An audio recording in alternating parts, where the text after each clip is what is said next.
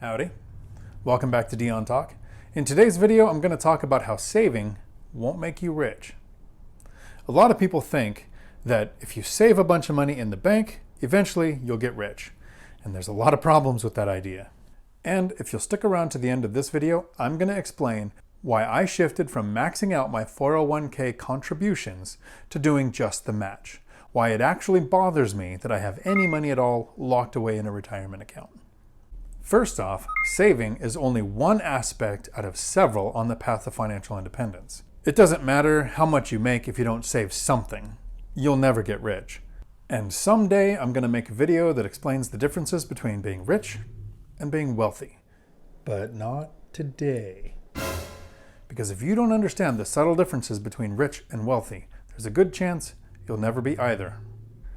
But saving is only the first step. Let's look at one of the problems with having a bunch of money sitting in a bank. You open a savings account, you put your money in there, you could put that in your asset column. It is money that you have. Most people don't understand that that money to the bank is in the liability column because they have to pay you interest on the amount of money that you have in that account. Which makes you kind of wonder why a bank wants you to have a savings account if it's in their liability column. And that's because banks understand what it actually takes to become rich or wealthy. And that is putting money to work. In order to have money to put it to work, you do need to learn how to save. The goal being, make as much as you can, spend less than you make, save and invest the difference. That's the step that's missing. You don't just save money, you have to invest it. You have to give that money a job. Money sitting in a savings account is losing value every year. The government's goal is to maintain 2 to 3% inflation every year. This encourages people to spend their money and invest. So if you have money sitting in a savings account earning 0.02% interest or even 0.06% interest, you're losing to inflation. Every single year, you can buy less with the same amount of money. There are really three main ways that you can put your money to work. Each one could be several videos on their own. The first would be to take your money and start a business. You'll need capital to get that going. The second is to take your money and invest in stocks so that you can either get dividend returns or that stock portfolio can grow over time. And the third, the strategy that I chose, is to buy cash flowing rental properties.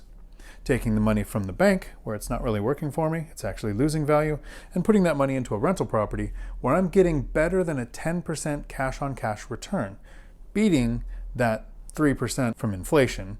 Here's an example. Let's say you save up $300,000. Good job, yay you, that's impressive. And in the first scenario, you put the $300,000 in the bank, and it costs you $30,000 a year to live. You have a pretty moderate life, you're not trying to be super extravagant with your lifestyle, and you aren't trying to live super frugal. If you're spending $30,000 a year, that means that your $300,000 will last 10 years. Hopefully you don't live longer than that because you'd run out of money. But what if you could live forever? If you take the $300,000 from the bank, where it is losing value and gaining very little interest, and put that money to work in a rental property or a couple of rental properties where you're getting better than a 10% cash on cash return. That means that every year that $300,000 is going to produce $30,000 a year for you to live on forever. And this doesn't count appreciation, principal pay down, tax benefits, rent increases, the fact that your mortgage stays the same and eventually will be paid off. Another option you have when you're purchasing rental properties is you can use strategies like house hacking. This can make it cost a lot less than your $30,000 a year to live. I made a video going over house hacking and I will leave a link to it at the end of this video. So my question is, how are you going to put your money to work? In the comments below, let me know, have you already reached financial independence? If so, how'd you do it? What worked for you? Let the rest of us know. Are you in the middle of your path to financial independence? Or are you just starting out and you haven't picked your niche yet?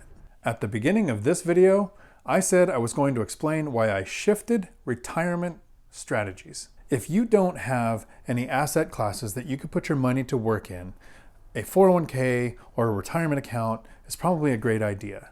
But for people like me who've figured out a way to take money and put it to work and get better than a 10% cash on cash return, there might be better uses for money than putting that money into a retirement account. There was a time when I was doing the maximum contribution allowable into my retirement accounts, trying to delay or avoid paying taxes. Locking money away for years, possibly decades, hoping that I would retire broke in a lower tax bracket and hoping that taxes would be lower in the future than they are now. Instead, what I've chosen to do now is take my money and put it into rental properties so that it's getting me now better than a 10% cash on cash return that I can spend, save, or invest. It's getting me appreciation on 4 times what I spent since I'm using leverage. I'm experiencing principal paydown where the tenants are paying off my mortgages. There are tax benefits like write-offs and depreciation, a 1031 exchange if I ever sell, the stepped up tax system to where I'm going to delay or possibly never pay the taxes on this rental income. And to be very clear, I'm not giving financial advice.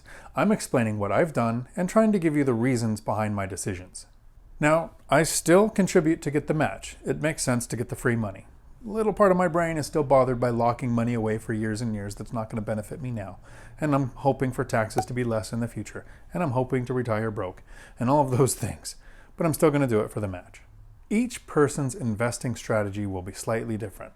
All of our lives are unique, but there are some core concepts that are the same. One of those concepts, and it's probably the one that has the biggest impact on our finances, is the amount that you save. If you save $1 and you get a 1,000% return on your money, in a year, you've made $10. If you save $1,000 and you only get a 100% return on your money, in a year, you've made $1,000. That's how big the difference is with how much you save. Another core concept that has a huge impact on our finances is time. If you're growing a business, it's going to take time to scale and develop and implement your systems. If you're investing in stocks, it's going to take time for the dividends to add up for you to reinvest, or for the portfolio to appreciate as those stocks increase in value. All of this is impacted by time. When it comes to rental property investing, time impacts you a few ways. That first year when you're shooting for a 10% or better cash on cash return, 5 years down the road is usually a lot better. There's been a chance for a couple of rent increases, maybe interest rates have lowered and you refinance the loan, your mortgage could even be less. Your profit margin can continue to increase with rental properties just because of time. And investing in real estate has that time impact you with appreciation, principal pay down. The longer you own the property, the bigger the gap is between what you can sell it for and what you paid for it. It is entirely possible to lose money. Businesses fail. The statistic is something like 9 out of 10 fail within the first 5 years. Stocks can go down. Property values can go down. In 2008, we saw property values drop so much that the appreciation and principal pay down that people were counting on vanished. But let's put time back into the mix. The people who lost money on stocks or lost money in real estate had to sell. For whatever reason, when they sold, that's when they lost their money. After 2008, people who kept their properties, because if you had cash flowing rental properties, most of those people still have the same properties because rents didn't go down. There were actually more renters in 2009 and 2010 after all of the foreclosures than there were before. And in March of 2020, because of the pandemic, the stock market saw one of its largest decreases in value in a long time. But the people who kept their stocks didn't panic sell and actually invested more money and bought stocks while they were on sale at the end of 2020 had made a lot of money because of time. Don't wait to invest. Invest and then wait. I really hope I made it worth your time clicking on this video today. If you liked it, if you thought you got anything out of it, please hit like, hit subscribe, share this with a friend. Until my next video, thanks for coming to my Dion Talk. We're sorry, the number you have dialed is not in service at this time.